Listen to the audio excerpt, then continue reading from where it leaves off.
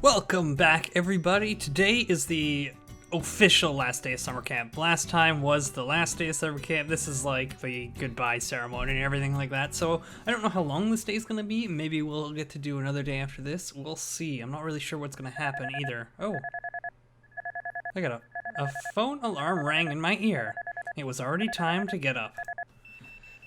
I reached groggily out to my phone, still half asleep. I fumbled through the intentionally complex alarm app until it was finally silent. Okay, I'm waking up now. Oh, you're awake, Yuna. Megami. The nearby voice sounds familiar. Quit snoozing and wake up already, Yuna. Megami? Oh, are you awake? Oh, are your eyes open? Sachi-chan, Yuna's awake. Uh-huh. Good morning, Yuna-san. What's going on here? Why are they here? Sachi-san, Megami. Those are our names. Will you wake up already? What are you two doing here? Don't come in here while I'm sleeping. We had no choice. It's an emergency. Emergency? Okay, I'm awake now, but did these two really have to wake me up? Watch me wake up? I know they're ghosts and all, but don't they have any tact? Right, it's Matsuri-chan and Miyu-chan. Uh-oh, are they fighting again? What about them? Well, they started fighting last night. Fighting? Amishima-senpai and Inamoto-senpai, those two have been dating for a while, haven't they? I thought there was nothing to worry about there. I mean, I saw them arguing a little before summer vacation, but didn't Sachi-san say that happens all the time? Right. They were talking late last night in the track team club room, and the mood seemed good. We were watching with anticipation, but watching that sort of thing again, they really have no reservations about it, do they? But Miyu-chan got angry in the middle, like we thought she might, and they started fighting. I see. But didn't you say that happens all the time? Normally it would end with one of them apologizing or losing energy, but for some reason they started fighting over Hina-chan. Ugh, Hina? What's Hina have to do with anything? They started saying like Hina-chan was cuter or more honest than the other one, and then it got to be if they were going oh god, and then it got to be if they were going out with Hina-chan instead. Oh my god. Really? This is what they're fighting about? Then it went to, I can't let you have Hina-chan. What's that supposed to mean? I don't get this at all. In any case, it went from I can't let you have Hina-chan to I'll make Hina-chan my girlfriend. But then neither would back down. Oh boy. I seriously don't get this. Why Hina even came up and why it turned into one of them dating her. Something dreadful might happen. Yeah, what'll we do if they break up? They were right about to give us the perfect demonstration too. I can't leave it alone, but what exactly do I do? Oh, but it could still work out, Sachi-san. Even if they break up, we just need to get one of them to date Hina-chan, right? You know what I think they're doing? I think that this fight didn't really happen. And I think they're trying to get us to realize, I think they're trying to get Yuna to realize how she feels about Hina. I think that's what's happening here, because look at this, isn't subtle at all what Megami just said. We can't let that happen, right? And she's kind of blushing now too. Oh, why not? We just want to see the girls loving each other. There's no problem as long as we have the same number of couples who could show us that. It is a problem. Anyway, we can't. Don't get Hina caught up in all of this. Hey, it's not it's not me getting her caught up in it, it's those two. Right, but in any case, I suppose there's nothing we could do but wait and see for the moment. Matsuri-chan and Miyu-chan could make up a little like they usually do. Hopefully. Those sneaky ghosts. I finished making breakfast, my final job as team cook. Well, not only did Amishima-senpai and Inamoto-senpai say absolutely nothing to each other while eating, they couldn't even make eye contact. They were giving off this whole currently fighting aura to everyone around them. Then we had the camp closing meeting and they were the same all through that. It looked like the whole track team picked up on it, but none of them were going to speak up. Well, they were third years, and the captain and vice captain too. It would probably take some courage to ask it about it, or try to mediate. Anyway, the closing meeting itself ended without incident, and the track team's summer camp was over with. I ended up leaving the lodging house a little later than everyone else. All the tidying up and cleaning in the kitchen took a while before finally collecting everything I brought with me. I said goodbye to the track team's advisor and stopped by Sono-sensei's group to say my farewells. With that, my summer camp finally felt like it was at a close. All that was left was heading home. When I reached the main gate where Hina was supposed to be waiting for me, oh boy. Come on, Hina, let's leave this mean old Miyu here and go celebrate. I know some other good places to eat, and I'll treat, of course. Hina, there was no need for you to go with Matsuri. Come home with me. Let's go look at some new shoes. Hina stood looking troubled between Amishima-senpai and Inamoto-senpai. I felt like I've seen this before. The same sort of thing happened before summer vacation, didn't it? Miyu, can you not get in the way when I'm trying to invite Hina somewhere? You're the one who should stop trying to lure her with your food, Matsuri. It's like they went from not talking to suddenly exploding at each other, with Hina stuck in the middle. Hina looks pretty distressed about them arguing over her. But what can I say to Hina here? I want to help her out, but... Though while I was brainstorming... Yuna Hina noticed me first. Yuna-chan. Well, this is awkward, and it looks like they feel the same way. Matsuri-senpai, Miyu-senpai. Yes, Hina? Yuna-ni's here, so I'm going home. Wait, Hina? And my invitation? Thank you for inviting me, but I'm going home with Yuna-ni. The camp was fun. She bowed to the two of them and ran over to me. She got out of there quick when she saw us. Yuna-ni, let's go home. Sure, but it's okay to turn them down? It's okay, I'm going home with you. Is it really me coming in after the two of them and taking Hina home, I mean? Well, I'm a little relieved that she didn't go with either of them. I don't really want her getting caught up in their fight after all. Good work this week, Amishima-senpai, Inamoto-senpai. You too, Yuna-chan. Yes, thank you for everything, Yuna-chan. Yep, excuse us then. Goodbye, senpai. Yeah, see you. See you next week. Hina attached herself to my side and grabbed my hand. Was she really that troubled? It's been a while since she's acted this needy with me. Maybe that's why my heart was pounding a little after she grabbed my hand. I bowed to the two of them and headed out to the school gate, walking a little fast. Then we hurried down Camellia Lane, opposite the way they would go. I wanted to get away from the main gate as fast as possible. I was a little too scared to look behind me. I'm sure Sachi-san and Megami were there seeing us off, but it wasn't like I could say goodbye to them. I didn't want to see what was happening with Amishima-senpai and Inamoto-senpai. I hurried off, hoping I wouldn't hear them start arguing behind us. And we finally returned home from the summer camp. I wonder what'll happen with those two.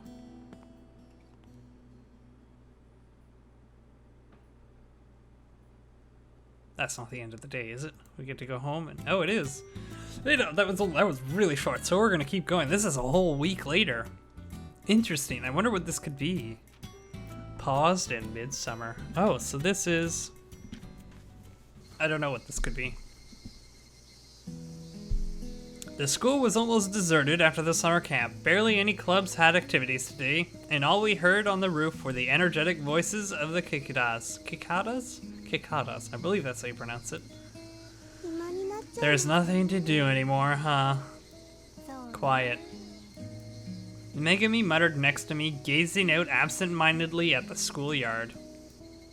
It might have been a while since we've seen the school this quiet. There have been countless times when the roof was like this, plenty of Sundays with no club activities. So I wonder why this day feels so empty, this summer vacation. It's kind of boring, huh? Quiet. I understand how Megami feels very well. I feel the same way. Not exactly bored, but the silence. With just the two of us here, it feels oddly lonely. Was it always this boring on our own, this tedious?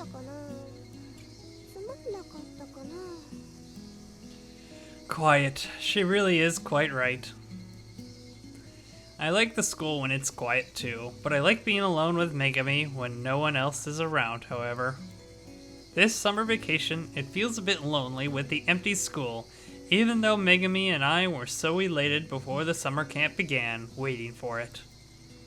But now that the summer camp is over, I guess Yuna won't come back until summer vacation's over, will she? Perhaps not. Yes, it's because Yuna-san's not here. We could speak of her if she came to visit us. About Maki and Miki, about Sasa-san and Yumi, about Sono-sensei and Kiri-chan, about Yoku-chan and Aki-chan, about Matsuri and Neo. We could talk about so many people. Ever since we met Yuna-san, I found that very enjoyable. Since meeting Yuna-san, we've been able to talk about so many girls, and to do so much help for them as well. Just how much excitement and happiness has that brought the two of us? Our days have been so fulfilling since then. That's all it's taking to make the school feel lonely without her. The roof without Yuna-san feels expansive. The time she's not here feels so long. Yuna-san showed us a different side of herself this summer as well, a side that seemed bright to me. After all, she'd let go of the weight she'd been carrying in her heart. She started acting so much more lively. I'm sure that was her true brilliance, her true strength, and it was so bright, the strength to cast aside her burden like that. It was so bright, as I watched her change before my eyes, I began to notice the shadows forming in my own heart. The shadows I can't show to Yuna-san or to Megami. But I don't mean it's boring to be alone with you, Sachi-san. Yes, I understand. It does feel a bit lonely without Yuna-san, doesn't it? That's not really it, but... My dear Megami, so upfront and earnest, always so devoted to me, my precious sweetheart. But Megami, I'm afraid. Afraid of what might happen if I expose my shadows to you, when I can't even bring myself to tell you of them. So I think I talked about this last episode where Sachi is hiding something from us, and I mean it seems even more obvious now. She's actually, maybe we'll get to find out just from her as a fourth wall personnel. We might find out, maybe. Would you still love me in spite of it all? What about you, Yuna-san? What would you think if you learned of my true self? I may never reach an answer to those doubts of mine right now. I don't have the courage to bare my soul like Yuna-san did. I wonder if I'll find that courage one day. Will I find it into myself to tell someone, to tell Megami, to tell Yuna-san? I want the courage, I do. The courage I've yet to find in myself all this time. While captive in these thoughts, I suddenly heard a noise from the door to the roof. Huh? When Megami and I both turned to the entrance, we saw... Oh, good! I thought you'd be in here. Yuna! Huh? What brings you here, Yuna-san?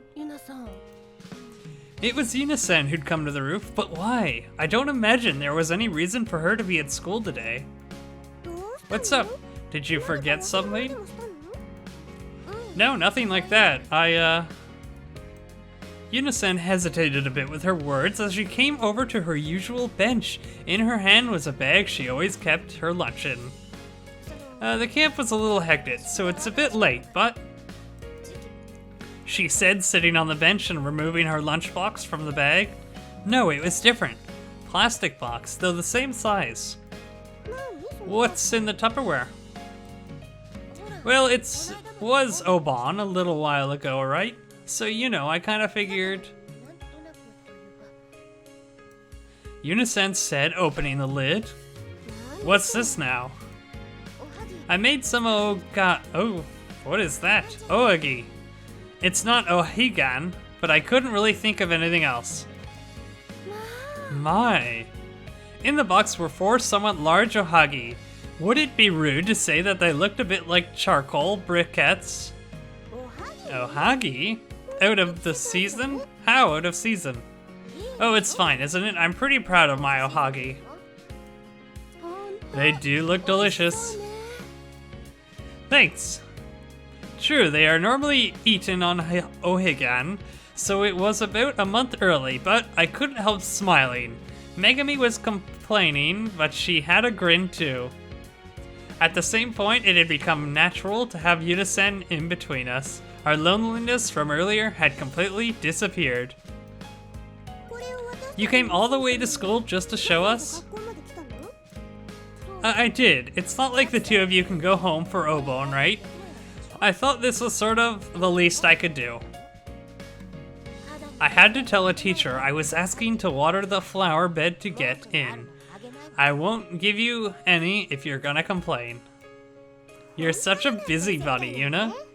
You don't have to make up a whole excuse just to come see us. Jeez, just lay off me. Yuna-san's smiling. She's puffed up her cheeks a little in response to Megami's words, though. She can smile now even when someone calls her a busybody. It must have been refreshing to get all that off her chest with Hina-chan. Thank you, Yuna-san. I'm envious that you can feel that way, and I'm happy for your feelings. I'm sure Megami shares this gratitude as well. You're welcome. If ohagi's not your thing, though, tell me what you want to eat. I'll make it for you sometime. Really? Sure, anything you'd like. Then I want spaghetti carbonara. Carbonara? Really? Yeah, I only ate it once, but it was so good. Can you do it though? You can only get it at specialty shops, right? Of course I can. It's not the same as it was 30 years ago. What about you, Sachi-san? Do you have a favorite food? I don't think Sachi can eat. Megami could like possess her body and taste and feel things that we feel, but as far as I know, Sachi can't do that. Well, I like things like oh my god, I need to learn how to read properly. Imonamatsu.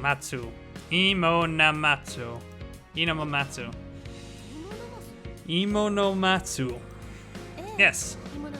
Imonamasu. Imonamasu. Why can't I say that?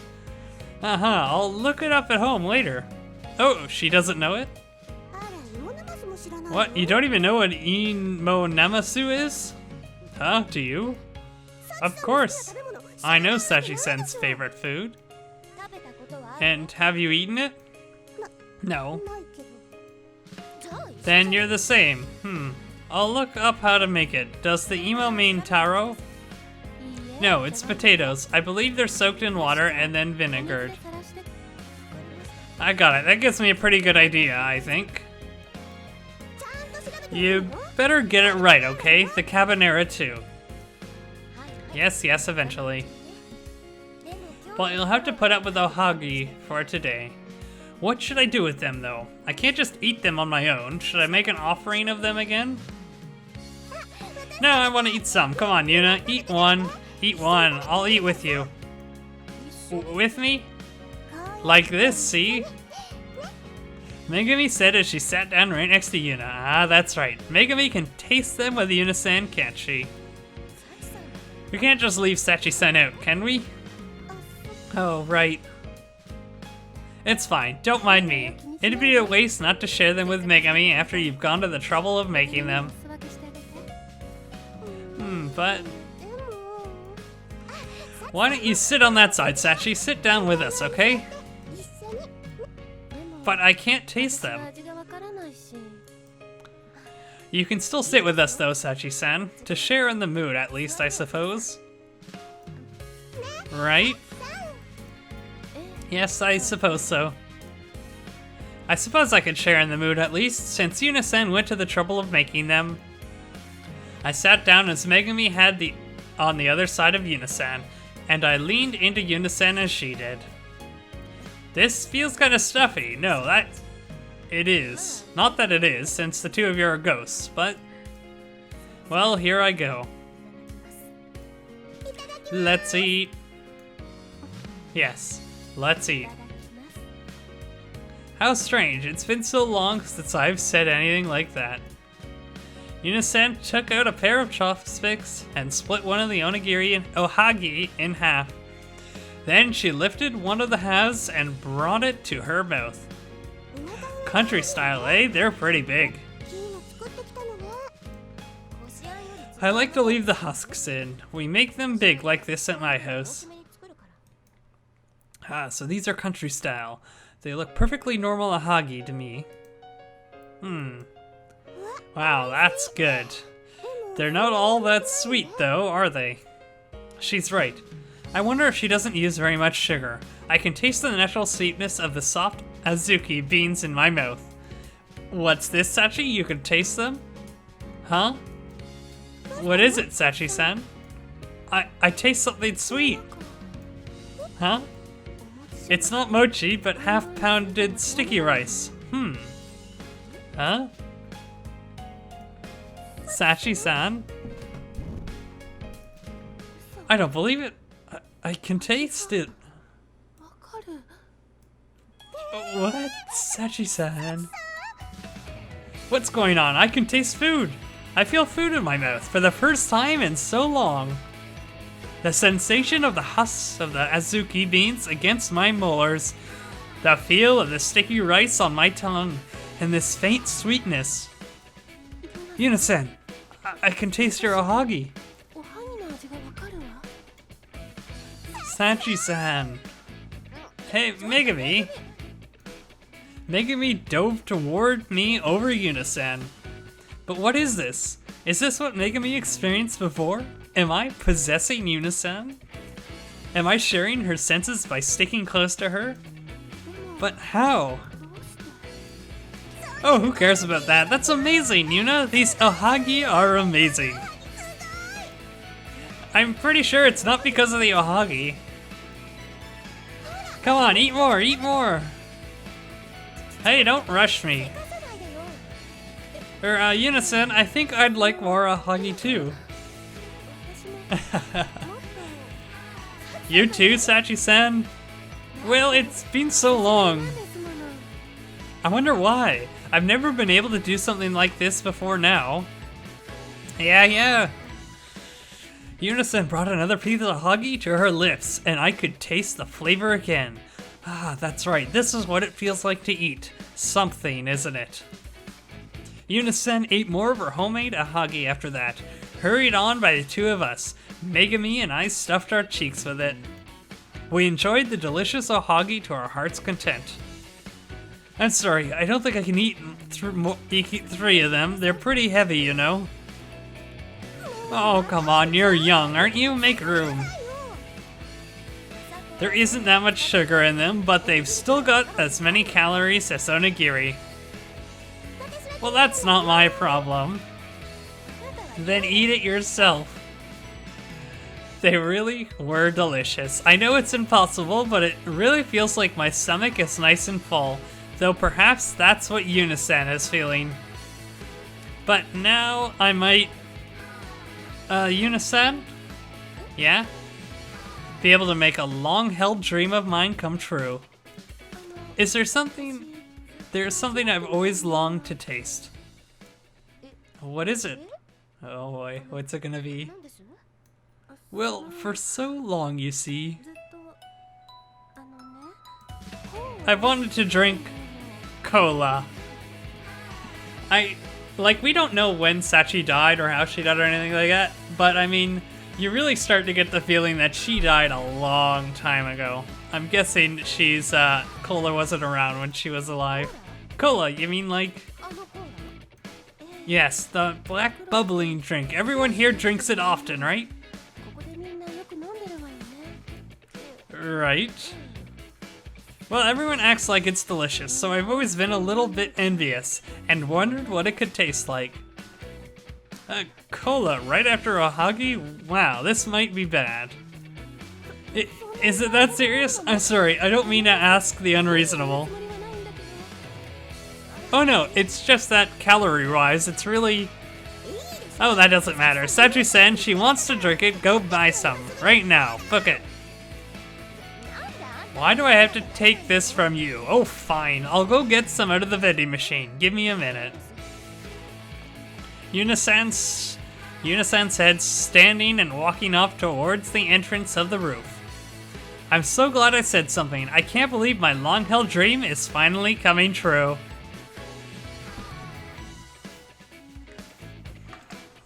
I'm back. Yuna-san returned in just a few minutes. The three of us lined up by the railing of the roof, Megami and I on either side of Yuna-san.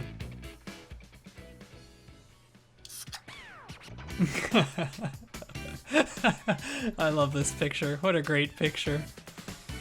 It's been so long since I've had cola. I'm excited. We clung tight to Yuna-san, unable to restrain our excitement. Really? I'm gonna drink it. I heard the rush of the air escaping as Yuna pulled on the top. I remember.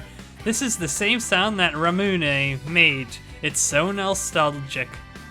And it makes me remember summer days, memories of days under the sun like today. Yuna-san brought the can to her lips and tilted it. Liquid with tiny bubbles sparkling it. Black, even under the sunlight, poured into Yuna-san's mouth. Wah. Oh! A bubbly sensation spread out atop my tongue. This is the bursting sensation of carbonated water and the sweetness filling my mouth. It's a bit strange.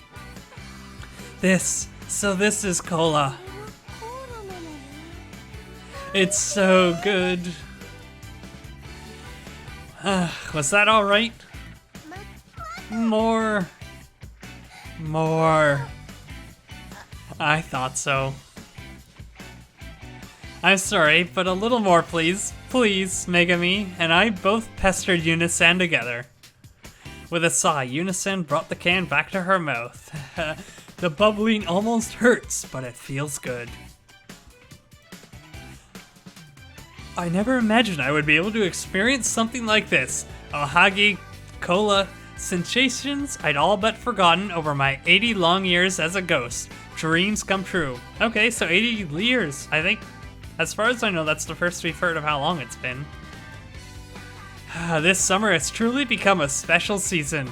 All this time I've spent with Megami unchanging, it's finally moving in a big way. And it's all because of you, Yuna-san. Our time is moving now, ever since that moment you noticed us. The two of us had forgotten Oban, the season when spirits return home. It's a bit late, but I'm sure it's because you remembered. The sensation I feel now, of bubbles bursting on my tongue, must be some small miracle of Oban.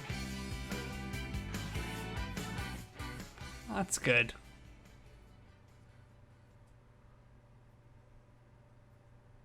And is that the end of? That is. And, oh wow, we got... So that's the end of those ones. Now we get time to go through the, Oh, these backstories are always so much fun and exciting. I love them so much, but we'll have to wait until next time to go through those. So we got the, looks like the teacher there and the student. Then we got the, senpais there. And then we also have, the broadcasting trio, which that one's, I mean, I think we all know that's the most exciting one to look forward to.